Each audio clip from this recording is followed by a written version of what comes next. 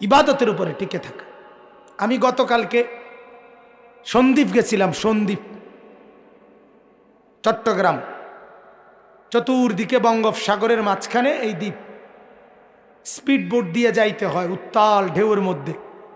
2 দিন ছিলাম আমি ওইখানে। আমি একজন গতকাল যেই মাদ্রাসার মাহফিলে গেছি, ওই মাদ্রাসার মোহতামিম সাহেব, না হইলেও 100 বছরের উপরে বয়স, বুড়া মানুষ।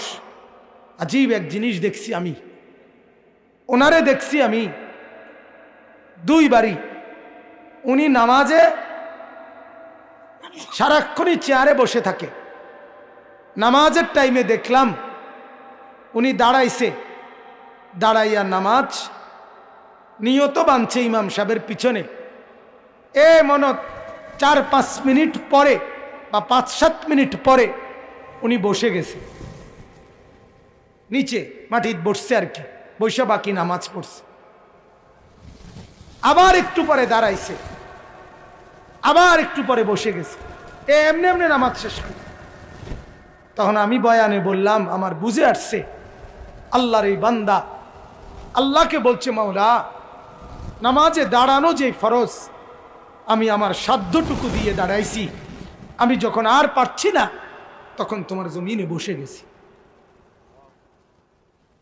এই যে সবর, তাইলে আল্লাহর মদদ আসবে অচিরেই, আরে অজান্তেই আল্লাহর মদদ আসবে।